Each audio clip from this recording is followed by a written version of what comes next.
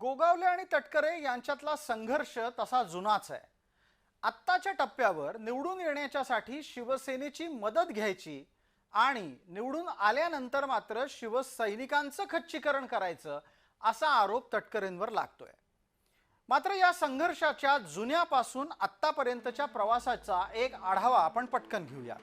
सुनील तटकरे राजकारणात आले ते ए.आर. अंतुले यांच्यामुळे। ए.आर. अंतुले हे महाराष्ट्राचे माजी मुख्यमंत्री राहिले आहेत, पण नंतर सुनील तटकरेंनी अंतुलेंना सोडलं आणि ते शरद पवारांच्या सोबत गेले।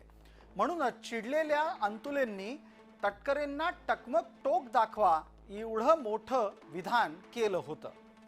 पुढे कालांतरानं तटकरेंना रायगडात विरोधक नकोसेच झाले। हा राजकीय निरीक्षकांचा निष्कर्ष आहे।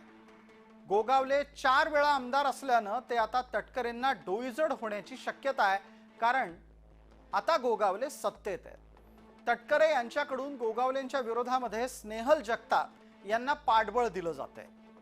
गोगावले मराठा समाजाचे आहेत, तर तटकरे हे गवळी समाजाचे आहेत।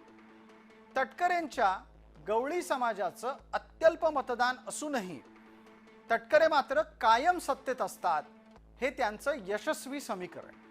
गोगावले यांच्याकडे मराठा समाजाचं बळ असूनही त्यांच्या वाटेला आत्ता संघर्ष आलाय।